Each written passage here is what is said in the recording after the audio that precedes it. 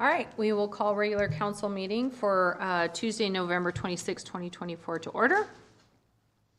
As we gather, we are reminded that the town of Bonnyville is situated on Treaty 6 land that is steeped in rich Indigenous history and is the traditional homeland and home to First Nation and Métis people today. We respect the histories, languages, and cultures of First Nation, Métis, and all First People of Canada whose presence continues to enrich our community. Okay, before us we have an agenda. Are there any additions or deletions to the agenda? Nothing from administration, Your Worship. Thank you. Looking for a motion to adopt the agenda then, please. Councillor Sharoon. All in favor? Carried. Next, we have the council meeting minutes from November 12th. Were there any changes? Seeing none, look for a motion to adopt those, please. Councillor McAvoy. I will move adoption of the minutes. All in favor? Carried. All right, we've got a couple delegations this evening. First up, the Bonnyville Healthcare Community Board, Audrey Campbell, Chair. Please join us.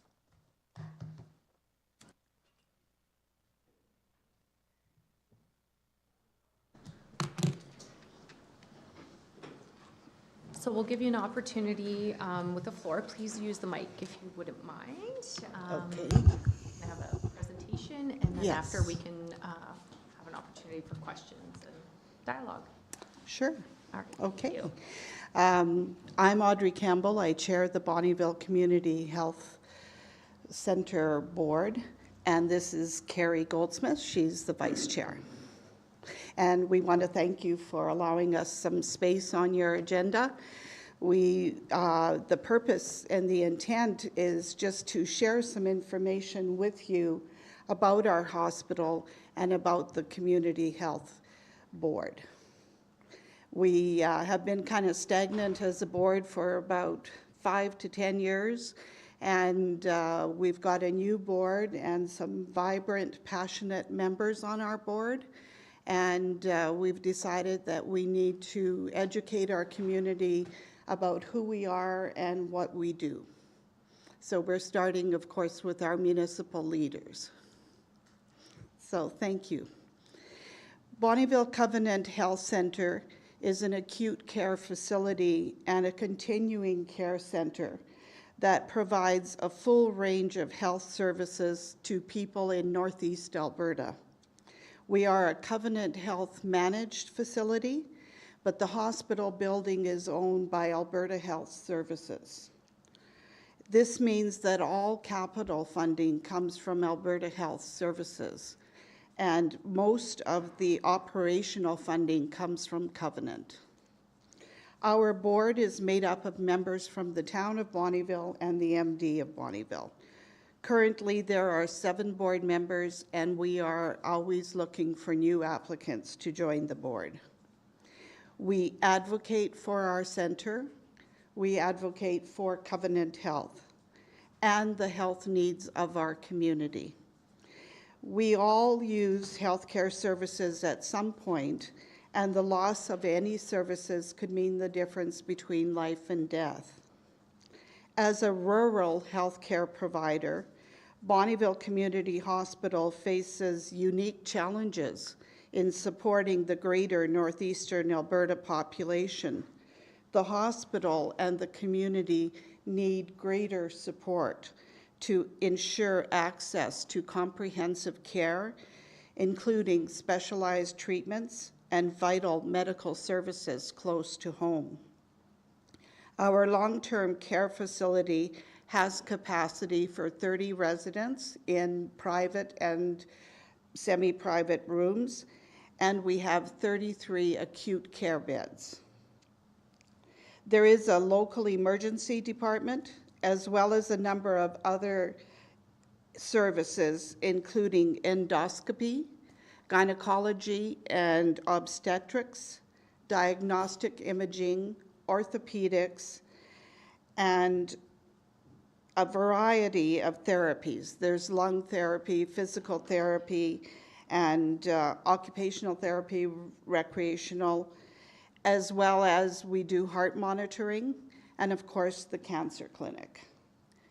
Bonnyville's emergency room faces high demand relative to its capacity, leading to longer wait times as staff work tirelessly to manage patient flow.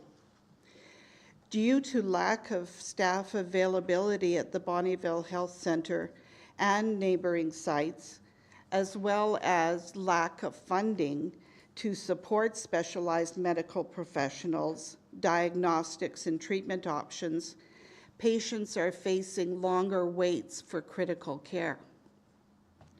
During peak seasons, such as flu, or during local events, demand on emergency services can spike, which exacerbates wait times as healthcare providers struggle to manage increased patient volumes.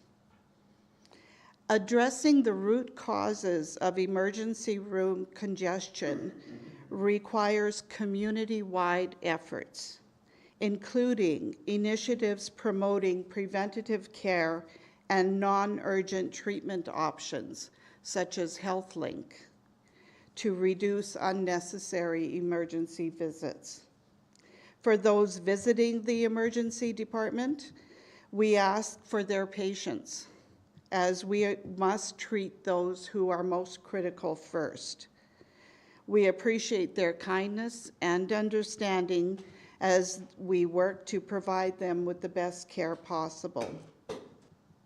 Stakeholders, including governments, healthcare providers, and the community, must collaborate on long-term solutions such as infrastructure investments, staffing initiatives, and public education to help improve wait times and patient outcomes. We want to encourage dialogue between the hospital, the community, and the government to create action and to advocate for the services and funding our site needs. Support for the Bonnyville Community Hospital means addressing critical gaps in healthcare services. Our community relies on adequate funding to support emergency care, maternity services, and essential medical treatments. A well-funded and supported Bonnyville Community Hospital is crucial for promoting community health and well-being. It allows residents to receive the care they need, when they need it, and where they need it, contributing to a healthier and more resilient community. Healthcare in Bonnyville is not just about medical services. It's also about our local economy and social fabric. It supports jobs, boosts local businesses, and helps our community to remain strong and vibrant. The current strains on the healthcare system are not conducive for planning for future growth and sustainability. If the current situation continues, Bonnyville Community Hospital will not be able to continue meeting the evolving healthcare needs of our community. We ask that you actively advocate to enhance funding to our facility, to maintain and enhance existing programming, and to allow our amazing staff to pursue ideas and future initiatives within their capacity. Immediate initiatives that may be within your scope of control would include providing funding for a handy bus to transport seniors and handicapped to and from destinations, as well as reimbursing taxpayers for medical trips outside the area. In addition, expediting planning documents for long-term projects and facilities that may be forthcoming would be beneficial. Finally, maximizing your proximity to ministers and decision makers at the provincial level to advocate for funding for our hospital. We have a lot of needs. Some of them are existing. We don't want less money, we need more if we want to keep up the level of service that we have right now. Other projects that we as a board and that our hospital administration is lobbying for to Scott Sear and to Covenant Health. Other projects that we're lobbying for include the ER renovation phase 2. Currently, we're in the process, the design phase of phase 1, and we want to be able to move into phase 2. As well, for a medical device reprocessing for surgical instruments, phase 2, and for a HVAC system upgrade for the OR. And of course, there's that favorite of all municipal discussions is the parking lot. I'm sure you get a lot of feedback from your citizens about the parking lot at the hospital. We all want to do something about that. And last but certainly not least, we need a CT scanner. Now, the Bonnyville Health Foundation is going to be coming out with a promotion to take to the community, asking for funding to help raise funds to get a CT scanner. And in the new ER design, there is room for a CT scanner set aside. So it's in the works, but it's not there. So we need your help to advocate. Carrie and I would be happy to take questions. And thank you very much. I'll open it up to council. Any questions or comments?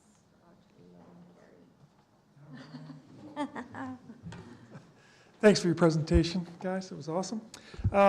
When you say that there's, you're going to struggle to meet demand here in the future, is that a space demand or is that more of a demand of people and resources? It's both. Okay. Yeah. So how are you going to handle the space demand? I mean, you don't have any more space there. Well, we are lobbying Covenant Health to do some changes. And if we can get the ER phase 2 renovation, that will expand the ER and make it bigger and more functional. And if we're going to dream big, which I'm just going to go on a limb and dream big here in front of you, if we could take out the long-term care and have another facility for it, we could take that area and turn that into other things that we need and want for our community. But we don't have the capacity right now in our community for the long-term care. And do we have a time frame on the new emergency build-out? Not really, no. They're, hoping to start in 2025, but Oh, yeah. okay. As early as that. yeah. Yes. Well, I do want to give you some kudos because I did have somebody that went to emergency and they didn't have a lot going on and they got in and out very quickly. So you're almost like you're triaging people Yes. and getting them out. And that's, I noticed in the plans you had a dedicated desk for that in the new Yes. emergency area, which is, I think, is really going to help, right? Because there's no sense sitting there for 8 hours. Treatment chairs where you're in and out Yes. without taking up a bed in a room per Yeah. se. If you're just IV therapy or something, we Yeah. can move it along. And Keep up the good work. We'll help you out when we can. I mentioned this morning to the MD that we have the shortest list for orthopedic surgery in the whole province, right here in Bonnyville. With our new orthopedic surgeon coming out. Yeah, I saw him in September and he thinks by the end of January. How about that, hey? I have friends in the city that have been on lists for like 2.5 years, so. We're doing things really well. We just can do better with more space. And, you know, we are lobbying. I'm meeting with Jim on Saturday morning on a Zoom meeting to talk about what would that look like, having a long-term care, a hospice, and maybe a respite care building all together in our community, you know, to free up more beds in the hospital. So, Interesting. got to ask the questions. Councillor McAvoy? I will agree with what Phil's saying here, but the CT scanner is really interesting to me because that is something that is desperately needed in the community.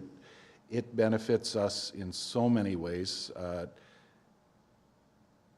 I look at it as a great way of recruiting physicians because they want to be able to get their The younger patients generation thinks with a diagnosed CT. in their community, and that will go a long way to it. And I know, the capital cost is one thing. It also comes with a very significant operating cost, and Yes. I will keep lobbying people to think about contributing to that. Yeah, Thank you. and that's a nice part of going to community, industry, government, and Covenant Health, because ultimately Covenant Health will have to work with Alberta Health or HS to get the funds for the operating side of it, right? If we can also cut down on the number of times we have to take ambulances out of service Exactly. to run for a CT scan in Cold Lake or Lloydminster or Edmonton, that helps our emergency services stay here to serve the people. Absolutely, and it also is the benefit of the patient, because they're not being transported, and that can be very traumatic, depending on the circumstance of their injury or their age, et cetera. Yeah. So it's a no miss, no matter how you look at it. We need a CT scanner. Thank you for spearheading that. No other questions? No? All right, thank you so much for the presentation. It's really nice to see this committee revived.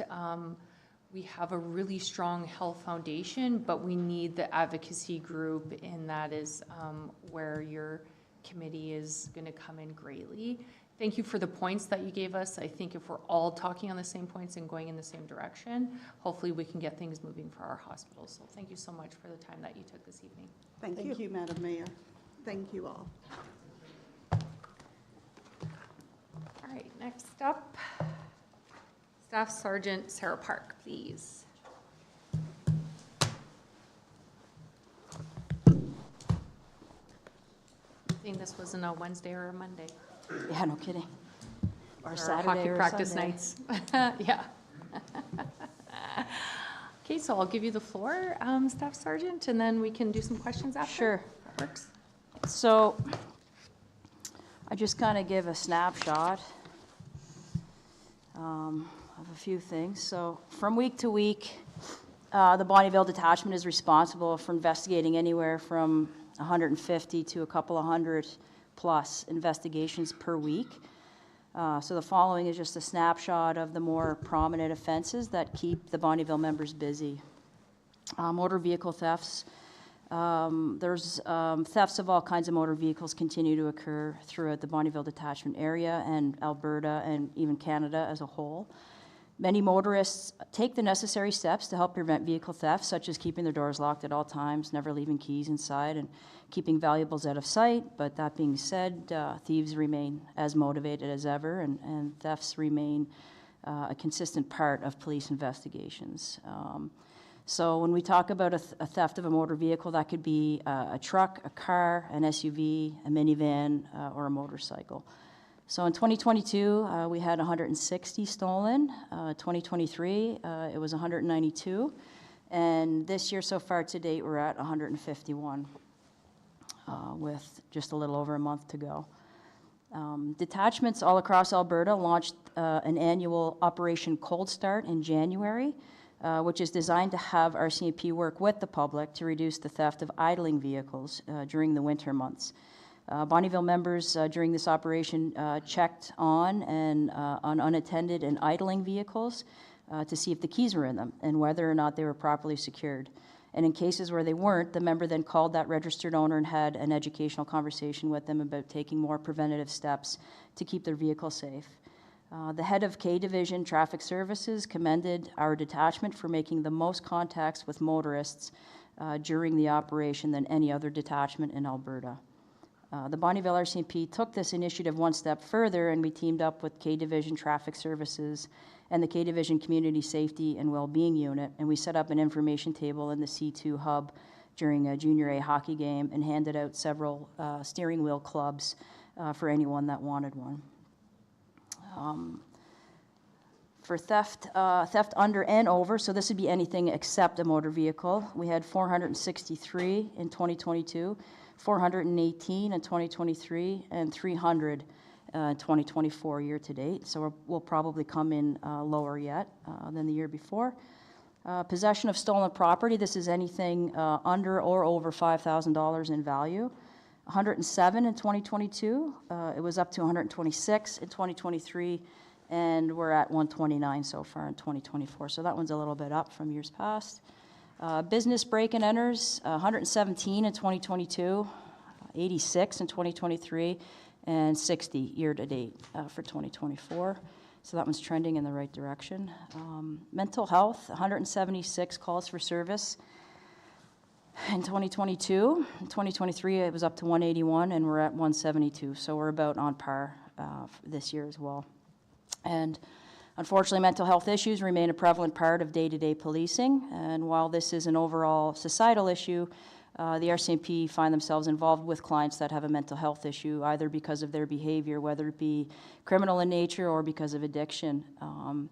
But the RCMP have adopted some strategies over the past few years that have proven to be beneficial to mental health clients and policing in Alberta in general. We have a mental health app known as Health IM, and it was developed to assist police officers in the field when dealing with mental health clients in real time. So the app collects real-time data as entered by the officer who is out on the scene with the client and helps to triage that client to determine whether they should be transported to a designated mental health facility or not. When it is the case that they should go to a mental health facility, the information that the officer has entered into that app is immediately uploaded to the nearest AHS designated facility and informs nursing staff at that location about the current situation and that the police officer is currently en route to their facility with that client.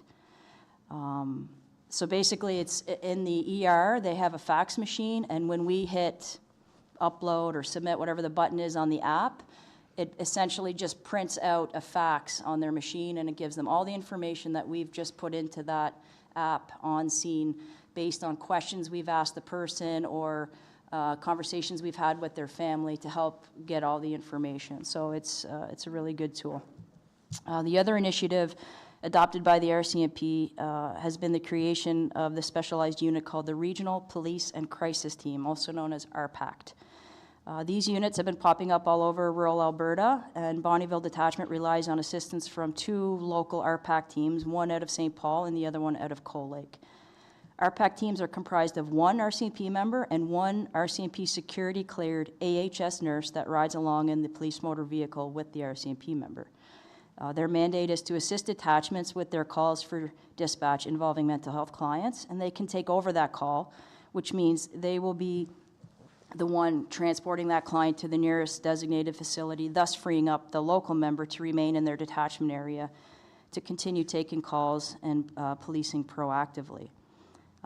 So the nurse, having the nurse is a great benefit because they have access to AHS records and can make a better determination and triage that client even better based on the utilization of those records, which obviously the RCMP would not have. So it's a beneficial partnership that improves service delivery immensely. Additionally, RPACT will then conduct follow-up mental health clients after they've been released from the designated facility, just to check in, to see if they're utilizing community services or require further assistance. And that's just sort of an extra step that the RCMP in itself simply don't have the time or resources to do. So having the use of RPACT has helped our detachment alone helped to free up our members on more than one occasion and has proven to be very beneficial. And then the next one here is drugs. So this is a possession of drugs, trafficking of drugs, or possession for the purpose of trafficking drugs. So in 2022, we had 54, in 2023, 57, and we're at 60 for year to date. Assaults, assault with weapon, aggravated assault. So these are all types of assaults from minor to very aggravated, but not including sexual assaults. Those are a separate category. 2022, we had 298. In 2023, 287. And we're already over 300 for 2024, and it's not over yet. So we'll be obviously coming in higher for 2024. And then just an overview of our general investigation section. So our Bonnyville GIS unit is comprised of 3 positions, 1 corporal NCO and 2 constables. And for more than the last year, there's been a vacancy there, and this was compounded by a second long-term vacancy last spring. But fortunately, we're now back to having 2 of those positions staffed with just 1 vacancy, and we expect to fill that one this winter. The previous NCO transferred out this past summer, and the new NCO arrived at the end of August, and he hit the ground running and has adapted well to keeping up with the specialized mandate of the Bonnyville GIS unit, which includes a heavy focus on drug trafficking, as well as the more serious criminal offenses such as aggravated assaults, aggravated sexual assaults involving both adult and children victims, and other persons' crimes. So the following is just a snapshot of what has been keeping the Bonnyville GIS unit busy this fall. So they were assisted with a kidnapping with a firearm related file, by authoring and obtaining a tracking warrant, which assisted members with electronic surveillance on the suspect, who is a known violent prolific offender in the area, who was on a warrant for 13 charges, and he was believed to be carrying a firearm. So approximately 1 week later, they located him based on covert surveillance they were conducting that they were able to do because of the tracking warrant that they were able to get. So that resulted in his arrest without incident. And then they also authored and obtained a warrant to search the property where he had been in St. Paul, and that resulted in the recovery of a stolen vehicle from the Bonnyville area, some ammunition, some stolen IDs, stolen vehicle plates, and all of that resulted in 8 new additional charges. And he was remanded into custody. In mid-October, a prolific violent offender who had been on warrant status and at large since September in relation to a different kidnapping with a firearm, he was arrested. The Bonnyville GIS unit has charged that offender with over 15 offenses, including forcible confinement, pointing a firearm, possession of a weapon for the dangerous purpose, assault with a weapon. He has also been remanded in custody, and the matter is still under investigation because additional charges are expected. Bonnyville GIS conducted surveillance at a property in the Bonnyville area known for drug activity and observed a suspicious truck leave the property. Covert surveillance was conducted, and with the assistance of general duty members, a traffic stop was conducted at a local gas station, which resulted in the arrest of the male and over 90 grams of meth, some money, a homemade taser, and drug paraphernalia. The man's vehicle was also impounded as he was driving without a license. He's been charged with a variety of offenses that are laid out there. The Bonnyville GIS unit is still actively and diligently investigating a former Duclos school teacher who has been charged by the Bonnyville GIS unit in September for sexual interference and sexual assault. A justice of the peace had released her from custody with strict conditions, and with days of that, she had offended and breached those conditions, and a new charge of breaching her release condition was laid by our detachment. Additionally, while she was out on release on our Bonnyville charges, she was arrested and charged out of Wainwright for similar offenses and eventually remanded into custody. Her next court date for Bonnyville matters is set for December 5th. Youth and schools. Last fiscal year, we had 45 documented youth contacts, school visits. Our school engagement consists of attending and participating in various functions at the schools, such as family health and wellness nights, helping out with hot lunch programs, putting on class presentations for cyberbullying, vaping, participating in Terry Fox, Hungry for the Homeless, all those types of things. School liaisons also engage with staff regarding any crimes committed at the school and are available to engage with staff and parents regarding students when the student is involved in a police investigation, for example. Every school has a designated RCMP liaison officer. So for any matters that the school wants to utilize the RCMP that's non-urgent, it would typically go to that school's respective liaison member. Otherwise, for urgent matters or matters where they call the police because they need somebody to attend that day for whatever reason, it would just be whomever is on shift. Since the start of the last school year, of this past school year, I should say, every school liaison has participated in their designated school's fall lockdown drill. Additionally, we managed to get a member to attend every Remembrance Day ceremony that the schools were having, which was challenging because a lot of them were happening at the same time, but they did have them a couple on a different day, so that helped us to be able to accommodate all the schools. For police community relations, community engagement remains an integral part of the RCMP policing in general, and it's no different in Bonnyville, where the RCMP are regularly involved in various community events. Last year, we had 52 documented community engagement events, and the goal for the current fiscal year is 60. We're currently sitting at 46, so we anticipate meeting and exceeding that goal, because our fiscal year is April to March, so we have until the end of March to meet our goal. And I've listed off a few of the events that we participated in. I don't think I'll bore you all by reading them all. They're all laid out there in point form. I'll just move on to the body-worn cameras. So starting in November 2024, so this month, approximately 1,000 frontline RCMP officers per month moving forward will begin using body-worn cameras across Canada, with a goal of 90% of frontline officers being trained and equipped by this time next year. The Bonnyville RCMP members will receive the training and start wearing body-worn cameras in January 2025. A little bit of details on the camera because it's new. Members will have to activate their camera when they come into contact with a member of the public for the purpose of a police investigation, to take statements in the field, to record interactions with a person in custody, and any situation the member believes capturing audio and/or video evidence would support them in their duties. The cameras will not be used during strip searches or internal body cavity searches, or in areas where there's a high expectation of privacy, such as washrooms, hospital rooms, treatment centers, and religious places. And they also will not be used for facial recognition or covert recording. There is a poster attached to the package that kind of has some bullet points, information on the body-worn camera. And then there's a couple of links there as well.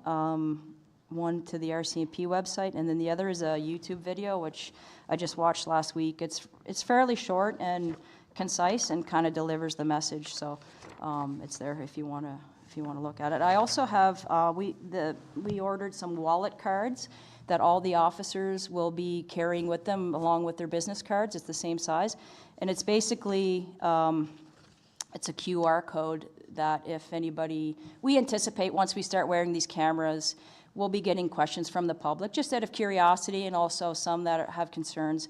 And so these wallet cards have a QR code that can the person can go to, and gives them all the information that any question they would have, it should be answered there. So, and I meant to bring some tonight and I forgot, but I can bring some next week to the police committee meeting and give some to the counselors, and they can share them after that if that works. And then human resources. So our detachment is comprised of 23 positions of police officers, and then another 7 for support staff, 3 of whom are public servants, and 4 that are municipal employees.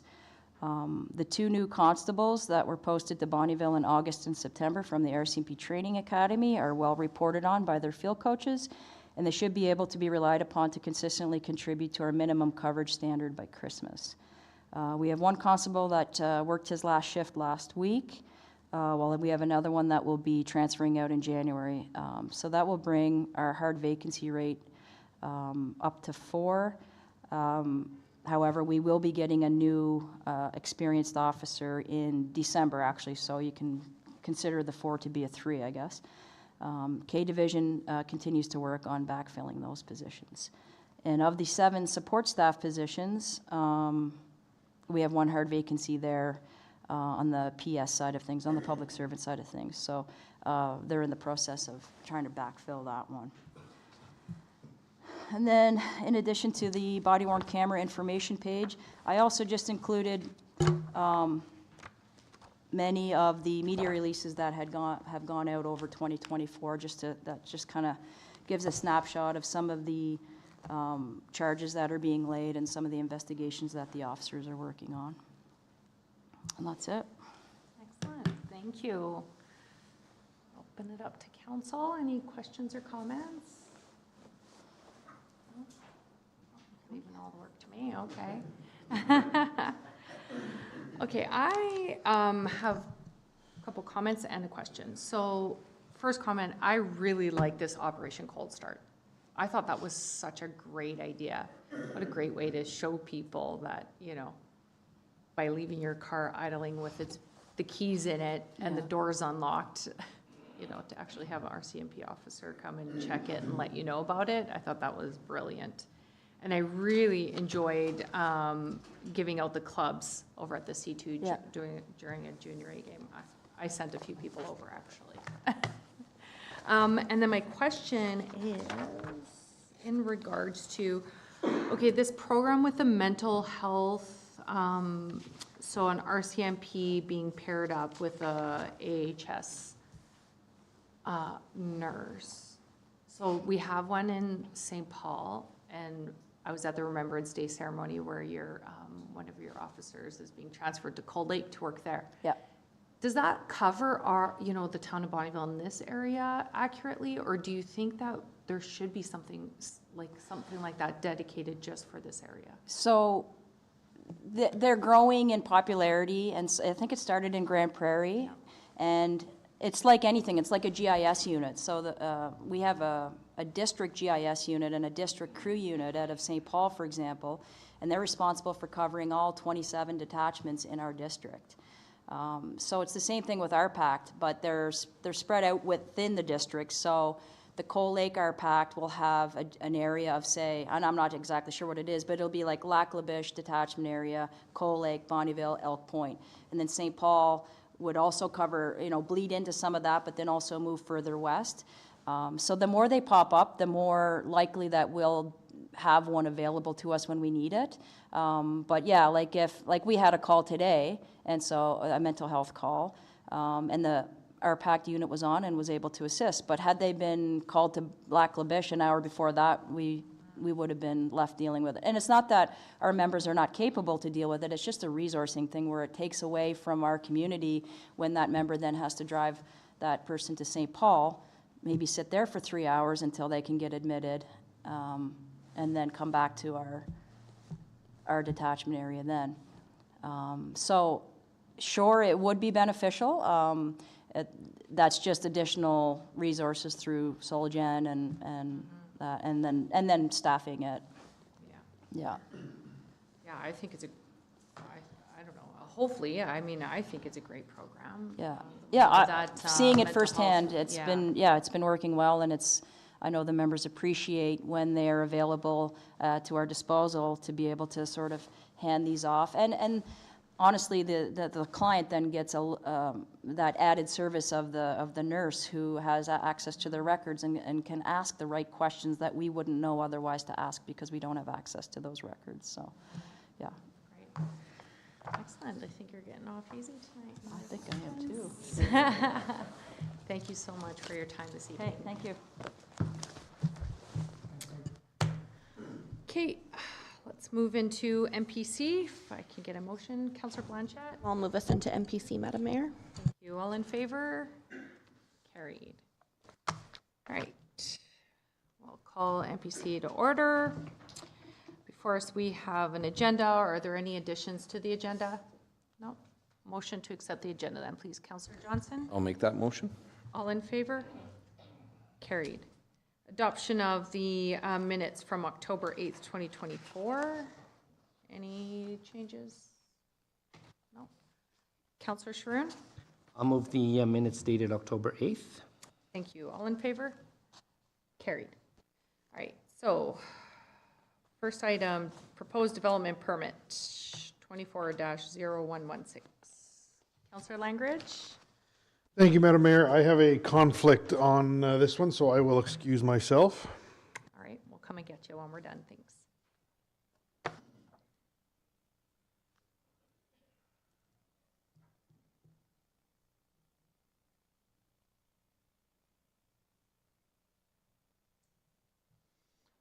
right, who's looking after this? I'll be looking at it, Madam Mayor. Thank you. The town of Bonnyville received an application for a second freestanding sign at the above noted property. The property is located within the Parks, Recreation, and Open Space District, and where Class A, B, and D signs are accepted as discretionary. Freestanding signs must be set back a minimum of 2 meters from any property line and not extend beyond it, with a minimum clearance of 3 meters below the sign. The proposed sign, however, will be situated 1.5 meters from the property line and have a clearance of only 0.91 meters. Therefore, the applicant is requesting a 25% variance to place the sign 1.5 meters from the property line. The proximity of fiber optic cables, which are approximately 3 meters from the property line, necessitates its closer placement. Additionally, the applicant seeks a variance for the clearance below the sign to facilitate updates for game nights and events. The proposed clearance height of 0.91 meters represents a 69.5% variance. Adjacent landowners were notified, and as of writing of this document, we only received one response, which was for the development. There are two options for the Municipal Planning Commission. One is to approve the development permit application 24D0116, or refuse the development permit application 24D0116. And its recommendation that the Municipal Planning Commission approve development permit application 24D0116 with the conditions provided. Okay, thank you. Open it up for questions or comments. Anybody? Councillor Johnson? Just a comment and maybe a question on through to administration. With the placement of this sign, where it's at the intersection, is it going to cause a blind spot when you're coming down Highway 28 and making a left-hand turn onto 50th Ave? No, I went out there and where I was looking, you're gonna, when you pull up at the stop sign, you're ahead of where that sign is gonna be, so you'll have clear line of sight. Okay, perfect. That was my only concern with the whole project, so thank you. Okay, I think that answered many questions. Yeah. Any other questions? No? No, I'd be willing to make the motion to support recommendation that the Municipal Planning Commission approve the development of the permit application 24D0116 with the attached 5 conditions. Okay, thank you. Any questions on the motion? All in favor? That's carried. Thank you. And I'll get a motion to, oh, Yeah, I will move adjournment. okay. All in favor? Carried. Do we need a motion to go into regular council meeting again? I can do it. We'll do it. Oh, we'll just start. Apparently, we should have gotten you to vote on it. Oh, oh well. He didn't want to. Okay, next, moving on to bylaws. Bylaw 1580-24, elections bylaw. Thank you, Madam Mayor.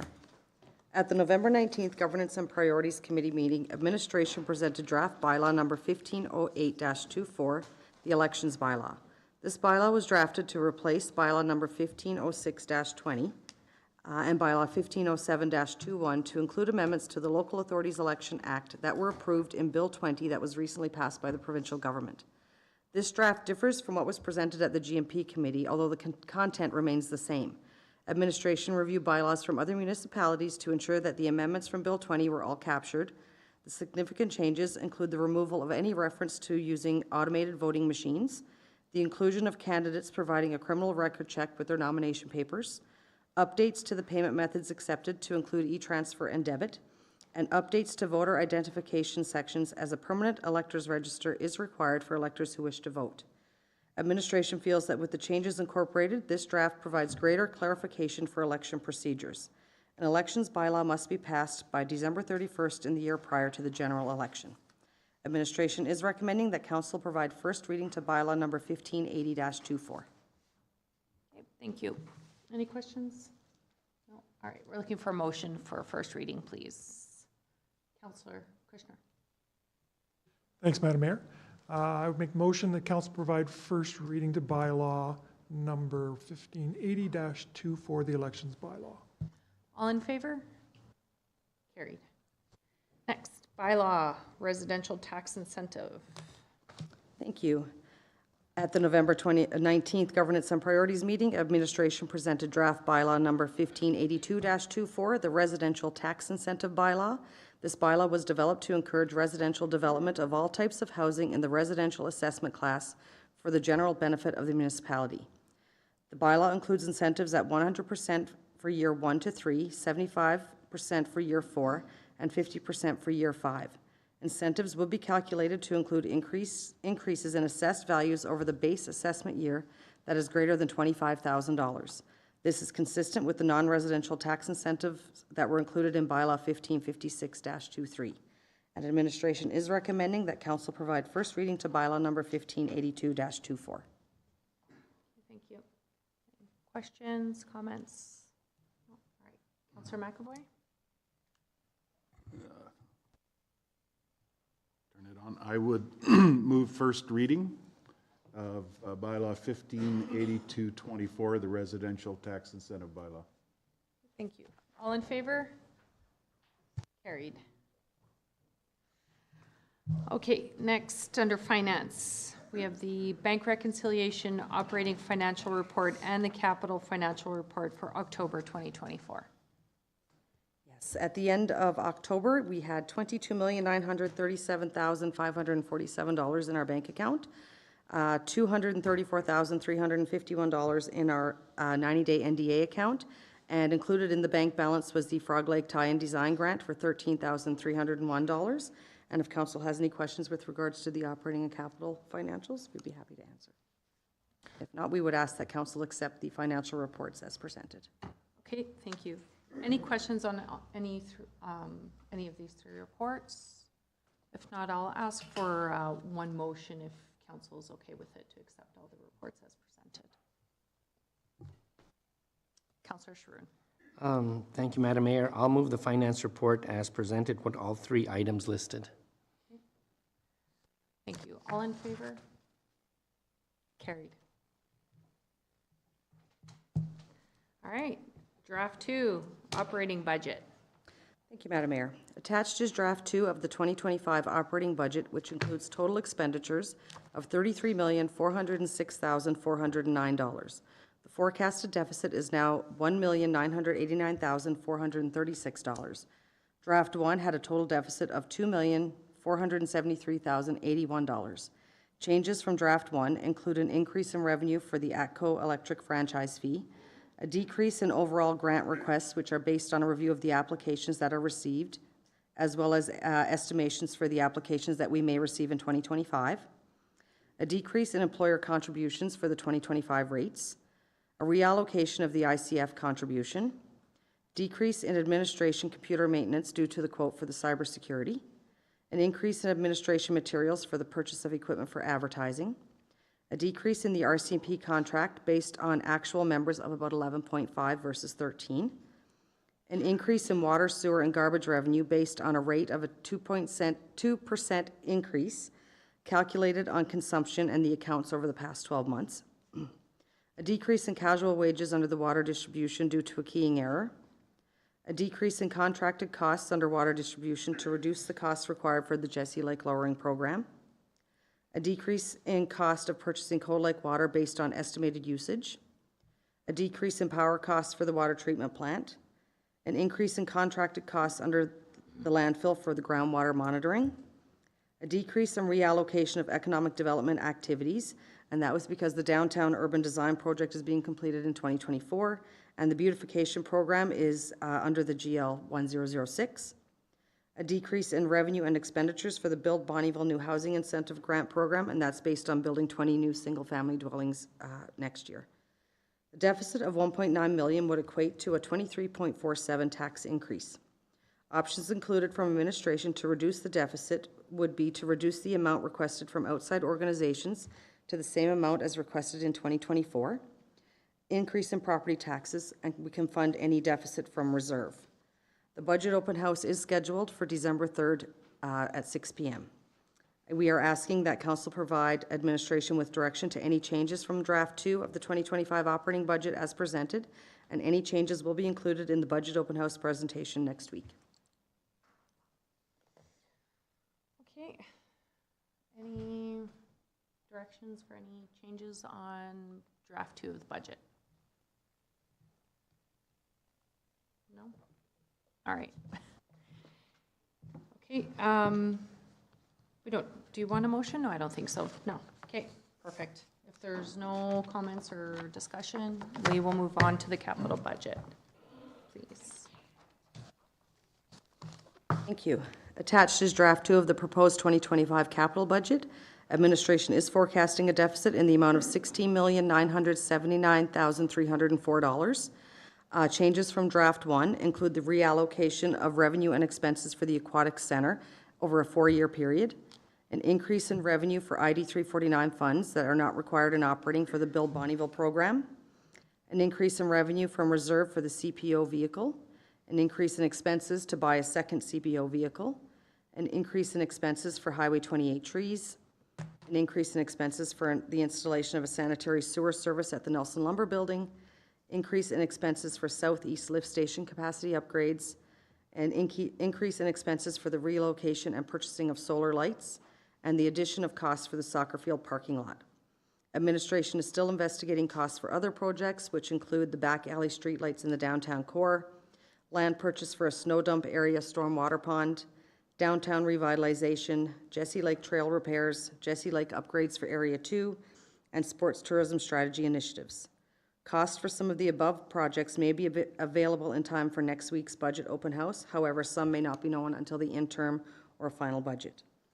To aid in balancing the capital budget, administration is recommending the following projects be deferred, and they include the long-term facilities master plan, North Point subdivision upgrades, 50th Avenue functional planning study, the Southeast sanitary force main upgrade, and the future library expansion. There are also some projects that may not be finished at the end of 2024 and will be carried over into the final budget, but these projects were fully funded in 2024, so the revenue allocations will also be carried over.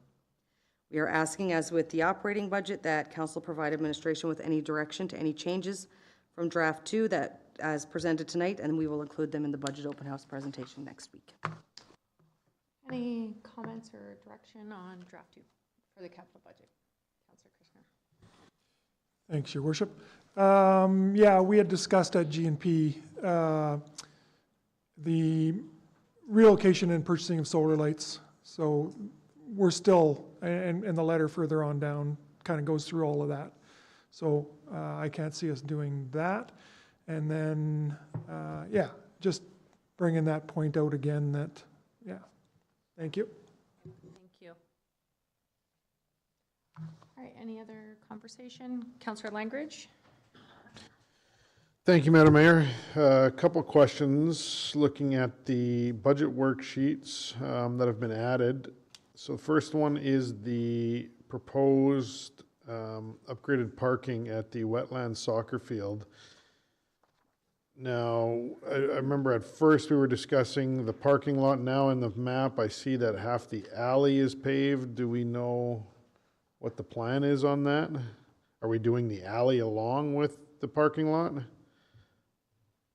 cost that is included in the budget, sorry, is to do the highlighted amount in blue. That can be adjusted based on what council would direct administration to look at. And then we have listed in there the land or right-of-way. So is there any discussions to know if there would be a cost associated with acquiring land to put the parking on? That I'm not sure of. I'd have to check with Brad tomorrow, so I have that ready for the budget open house presentation next week. Okay, thank you. And lastly, we have quite a large update for the southeast lift station upgrade. Are we having issues? Where did this one come from, as it wasn't on draft one? In 2024, we're doing some upgrades to the southeast lift station with regards to, I believe, the engineering and some of the building, but our engineers had a look at it, and we're almost at capacity for the southeast lift station. So we are going to need to do some capacity upgrades as well there. Okay, thank you very much. Okay, good. Thank you. Any other questions? Councillor Kushner? Yeah, further to Councillor Langridge on the soccer fields. So I know that the landowners were looking at paving that back alley at one time, and I'm not sure exactly where that went. But I'm wondering if we should maybe approach them again with this, because if we decide to go ahead with this, this would probably bring their prices down as well, I would imagine. I don't know exactly how that works, but maybe you can explain that to me. Yeah, that could be a possibility. With regards to a local improvement, I think that's how they were, we had talked to them about 2 years ago, and not everybody's in favor. We'd have to have half of the assessed value in favor of doing that project to pay for it on a 20% cost share basis, 80% the town, 20% the landowners. If I may, Madam Mayor? So, would it be worth it to go back to them and say, listen, like, it doesn't make any sense to me to do that and not do the alley if we can get them on board, you know what I'm saying? We would have to check the date of when we put out that local improvement plan, as the MGA states that we do have to wait 1 year Okay. or more before we can send it out again. Okay. Okay, so, thank you. Thank you. Other questions then? No? Okay. We will move on under 10A, signing authority. Thank you. Approval is required to identify which members of administration have authority to sign checks, agreements, etc., during the absence of the Chief Administrative Officer and the General Manager of Corporate Services. With the upcoming retirement of Bill and myself stepping into the role of interim CAO, it is advisable that alternate signing authorities be in place if needed.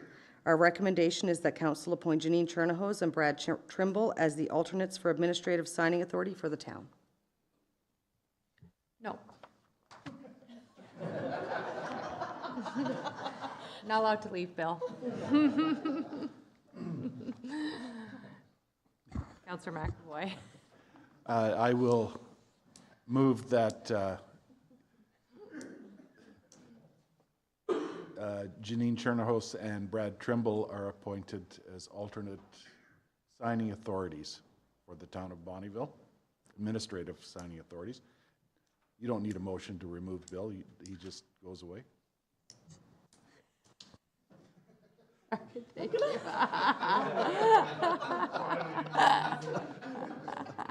Yeah, kind of need a motion. Do you need a motion? All in favor?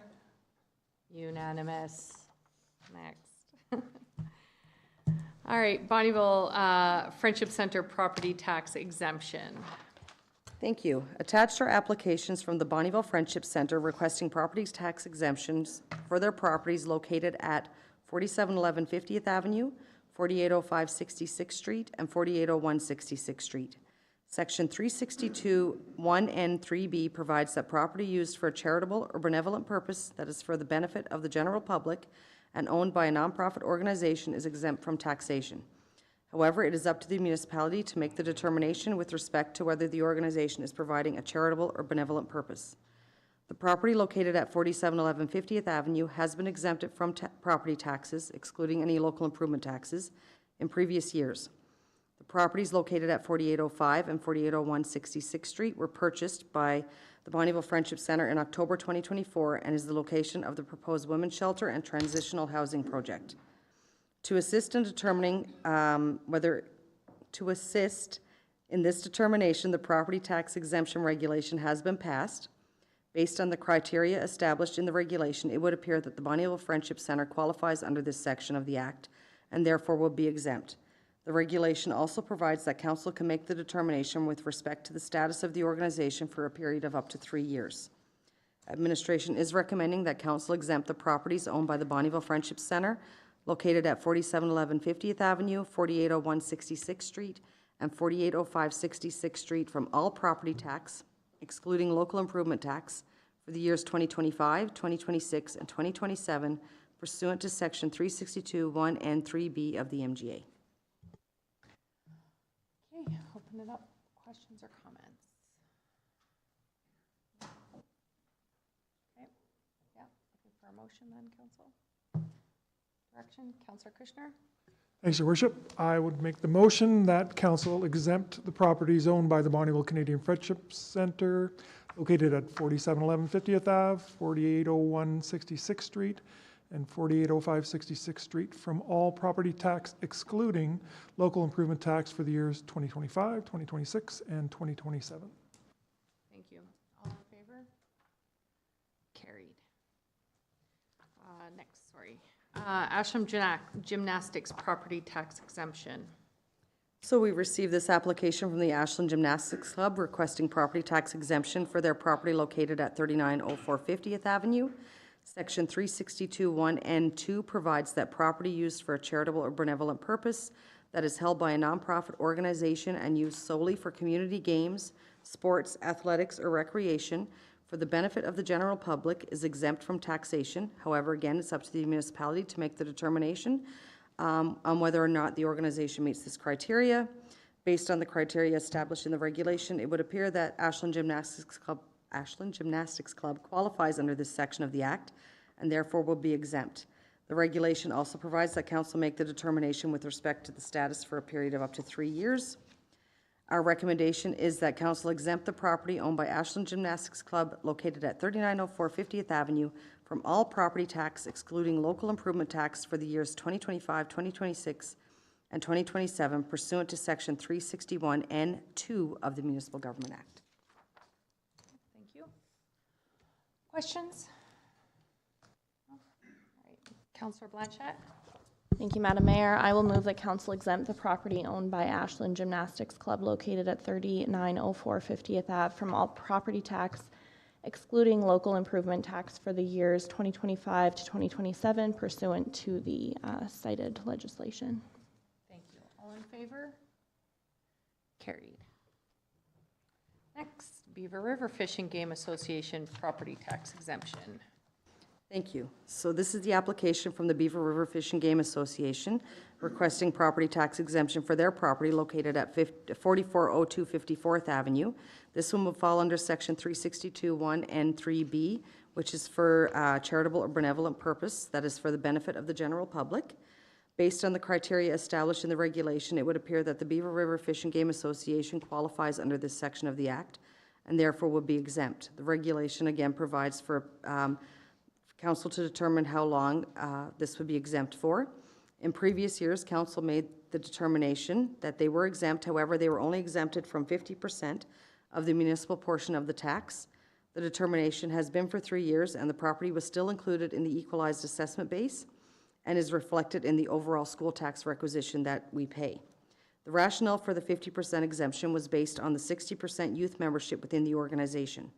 The percentage of youth membership this year has decreased to about 30%, although the Beaver River Fish and Game Association does contribute their building to youth organizations to use for special events, public speaking, meetings, gatherings, etc. for rent-free. Our recommendation is that council exempt the property owned by the Beaver River Fish and Game Association at 4402 54th Avenue from 50% of municipal tax only for 2025, 2026, and 2027 pursuant to Section 362, 1 and 3B of the Municipal Government Act. Okay, thank you, Renee. Any questions or comments on this one? Okay. All right, Councillor Schroen. I'm prepared to make the motion that we exempt the property owned by the Beaver River Fish and Game Association at 4402 54th Ave from 50% of the municipal tax for the years 2025 to 2027 pursuant to the sections listed as per the Municipal Government Act. Thank you. All in favor? Carried. Okay, next, looking to ratify our letter of support for the City of Cold Lake Green and Inclusive Community Buildings Grant. Thank you, Your Worship. Attached, yes, I get to speak this evening. I've been allowed to present this one item. Thank you, Renee. Attached is a letter from Mayor Craig Copeland, the City of Cold Lake, requesting council's support for their Green and Inclusive Community Buildings Grant, which, if successful, will be used towards the cost of building an aquatic center at the Cold Lake Energy Center. They realize that a community pool is important for their community, and this grant would help make this a reality. Due to time constraints, the letter of support attached was provided on November 15th to comply with the application deadline, and our recommendation is the council ratify the letter of support to the City of Cold Lake for the GICB grant for their aquatic center project. Thank you. Okay, we're just looking for a motion. We already made this decision, but if we can get a motion to ratify the letter, please. Councillor Johnson? I will make that motion that we ratify the letter of support to the City of Cold Lake for their application of the Green and Inclusive Community Buildings Program for their aquatic center project. Thank you. All in favor? Okay, next, funding request from the St. Elias Ukrainian Orthodox Church. Thank you, Madam Mayor. Attached is a funding request from Janet Hutzkel from the St. Elias Ukrainian Orthodox Church, asking for $4,200 to assist with the renovation costs to upgrade the front steps of the church and to add a wheelchair ramp to make the church more accessible for seniors with walkers and wheelchairs. The total cost of the renovations is $15,750, and the $4,200 would cover the cost to build the wheelchair ramp. Council has not provided a donation to this organization in the past. In accordance with policy number 22-FN-083, this organization would normally qualify as a local community group, eligible for up to $250, with an option to participate in our spring cleanup to raise additional funds. As such, the preferred strategy is that Council approve a donation to St. Elias Ukrainian Orthodox Church in the amount of $250 to assist with the renovation costs. Normally, requests of this magnitude would go through Council's annual budget process, whereby a formal presentation is made and the funds could be added to the budget. Administration is recommending that Council approve a donation to the St. Elias Ukrainian Orthodox Church in the amount of $250 to assist with the renovation costs. Thank you. Council, questions, comments? All right, so we're looking for direction on this. Councillor Kushner? Thank you. Pursuant to policy number 22FN-083, I think it's a slam dunk that we go at $250, and I'd be prepared to make the motion that we approve a donation to the St. Elias Ukrainian Orthodox Church in the amount of $250 to assist with their renovation costs. Thank you. All in favor? Carried. Okay, next, BCHS Santa Zel's funding request. Thank you, Madam Mayor. Attached is a funding request from BCHS Santa's Elves requesting a donation in the amount of $1,000, but they will accept any monetary donations towards Santa's Elves' annual Christmas Gifts Initiative. This program provides gifts for kids in need from newborn to 17 years old. In 2023, Santa's Elves had 423 kids sign up. Previously, in 2021 and 2023, Council approved a donation of $250 to the BCHS Santa's Elves program. Administration is recommending that Council approve a donation in the amount of $250 to BCHS Santa's Elves. Okay, Councillor Johnson? Great organization, volunteered for them in the past, so I'd be happy to make the motion of donation of $250 to the BCHS Santa's Elves as per our policy. Thank you. All in favor? Carried. All right, on to committee reports, and we'll start with Councillor Johnson, please. Thank you, Madam Mayor. Okay, so my first one is the FCSS AA conference in Edmonton from November 13th to the 15th. Now, I could have a lot of fun with this. We have to congratulate Councillor Blanchette on being elected as president of the FCSS AA for Alberta, so congratulations. She had a slam dunk speech. She didn't bribe us with candy, although it might have helped, but but congratulations, very well deserved, and looking forward to see what the association does in the next year. November the 18th, I went to the city with Madam Mayor to the Tribal Chiefs Awards in Edmonton. November the 20th, we had a Historical Society meeting. November 21st, I had Bonnyville Water Commission meeting, AGM, and regular meeting. And last night, we had the Centennial Center regular meeting and AGM as well. And that's it for me. All righty, quite a short list for myself. November the 15th, I attended the 20th anniversary of Furniture Galaxy in Bonnyville here, so it was great to go and celebrate 32 years in the area and 20 years in Bonnyville. So congrats to the group on their big anniversary. We had an events committee meeting on November 18th, followed by a chilly walk down Main Street yesterday to with the steering committee for our downtown revitalization study that is currently ongoing. So if anyone saw a bunch of people walking down Main Street with clipboards, that's what was going on. We had a few odd looks and honks and everything along the way. This morning I had a meeting with our Alberta Winter Games manager, and that's it for me. Thank you, Madam Mayor. On November 15th, I also attended the 20th anniversary of the Furniture Galaxy, and it's great to see the second generation keeping on with the tradition and staying in Bonnyville.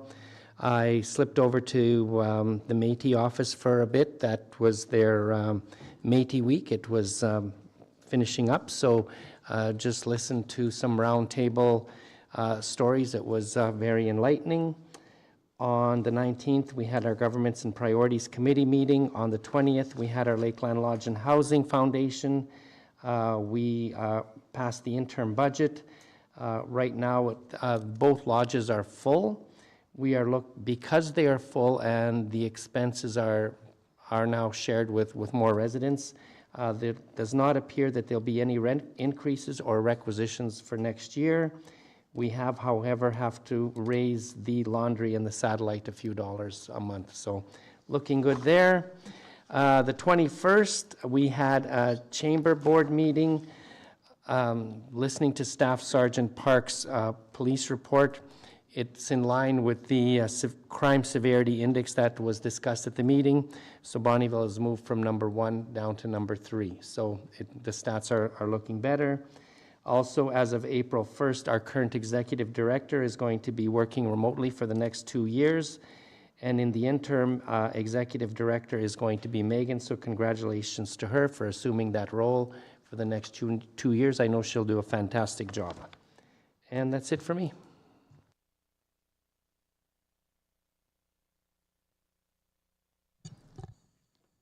Okay, thank you, Madam Mayor. November 13th to the 15th, I was also in Edmonton for the FCSS AA conference. I had the pleasure of co-chairing the planning of that conference, and it was really great. We had great keynote speakers, fairly decent attendance from the MLAs from across the province, including Scott Sear. It was a constituency week, but he made the time for us. We had great breakout sessions. One was facilitated by Dan Haney. He was, of course, our GM that joined us, and he moved us all to tears. had a whole room crying. I'm gonna cry thinking about it, but it was really good. And that little thing happened on Friday. I got elected as president, so that was fun. And I won't highlight every meeting I've had since then, but I've had several onboarding meetings, and it's a really busy job, including I have a meeting with Minister Nixon tomorrow afternoon. So I'm really excited about that, and I wanted to thank you all for your support. When I asked for your blessing to run, you guys got right behind me, so thank you. November 18th, I also attended the Events Committee meeting, followed by an SPCA board meeting. November 19th, the Governance and Priorities Committee meeting, followed by the annual candlelight vigil for Stepping Stones in Cold Lake, where I provided remarks on behalf of the town. November 21st, along with Madam Mayor, I attended the opening ceremonies for the Girls 1A Provincials Volleyball Tournament at Bolac. November 21st, local FCSS board meeting. And November 22nd, I joined some of our community services department to decorate smile cookies. And then this morning, I had a Bonnyville Wellness Coalition meeting. And that's all for me. Okay, I'm going to try to stay like Neil and keep it short. On the 15th, I attended a assessment review workshop as well as attending the BRFA's EMS dispatch Christmas and Awards event at the Beaver River Hall. The 19th, I attended an Alberta Health Services town hall on the realignment of zones and the governance and priority meeting.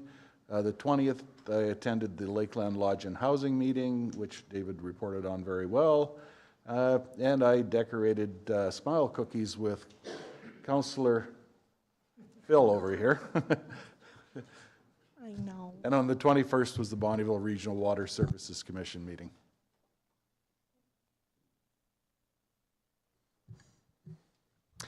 All right, so November 15th, with most of council, we went to Furnished Galaxy in their 20-year anniversary. They've done a great job, Murray. Congratulations on the last 20 years.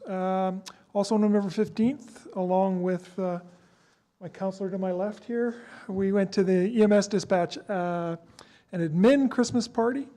On November 18th, I had a Municorp meeting. November 19th, the Governance Priority Committee meeting.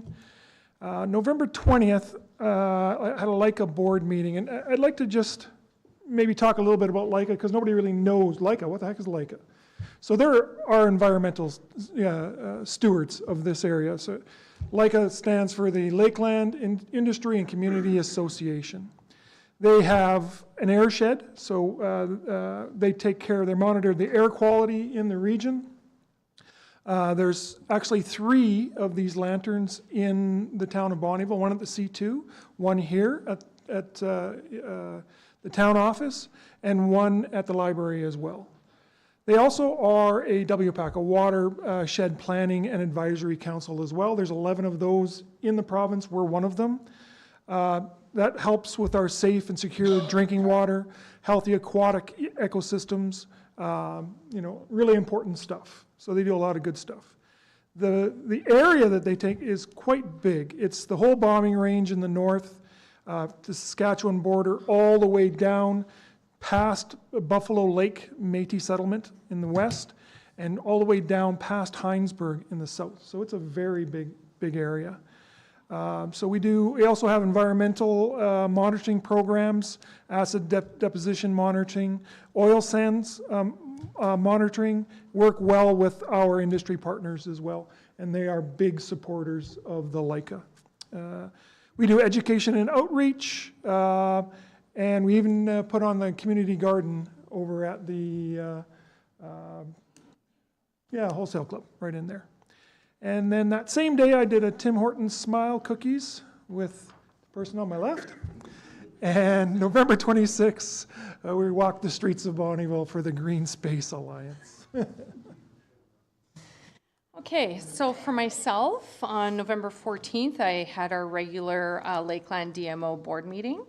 On the 15th, I attended the 20th anniversary of Furniture Galaxy, as well as, I almost forgot, a celebration at the Métis Nation office for Métis Week.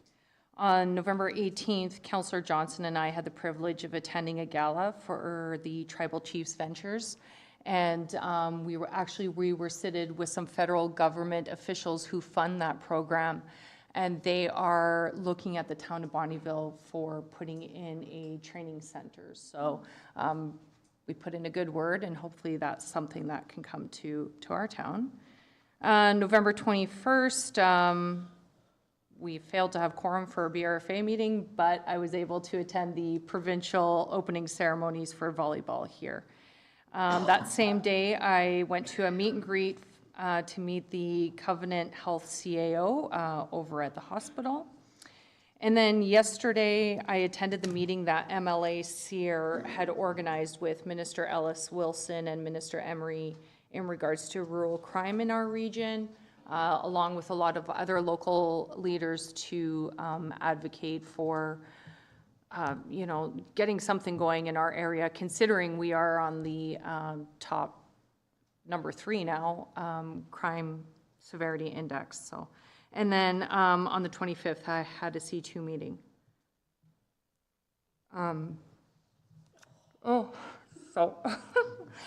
I also want to take the opportunity just to thank Bill.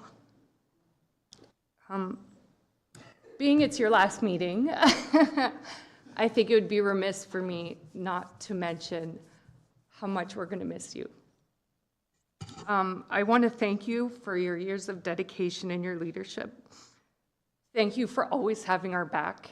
That was the #1 thing you said, and that is something that I don't think anybody on this council can say that you didn't do for us.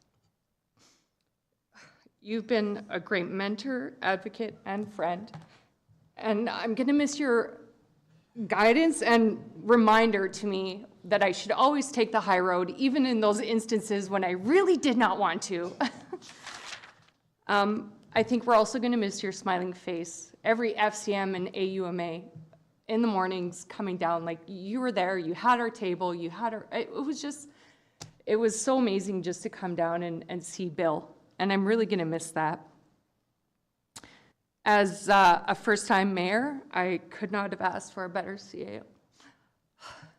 And congratulations and good luck in your retirement. And I'm looking forward to hearing more about your ventures with your family and Veronica and the grandkids. Thank you. Thank you. Thank you, Your Worship. Thank you. Oh, I'm sorry.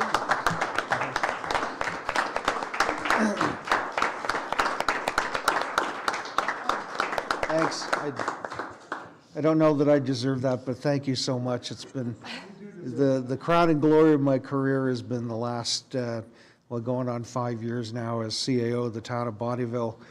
Before that, when I came here in 2014, I like to joke that the last 2 years of Mark Power's career was the best first 6 years of my life because he stuck around and renewed a few times.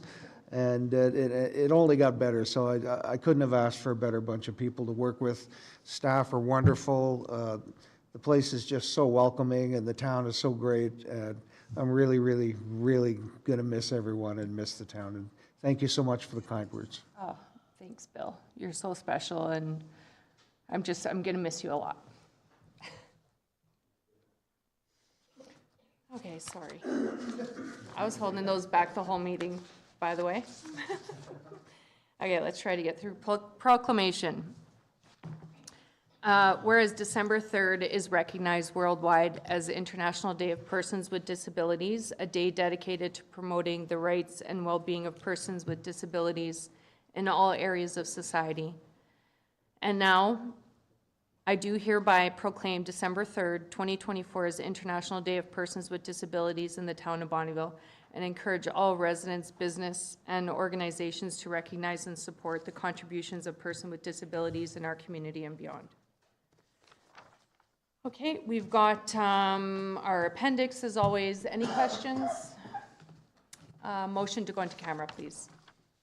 Thank you.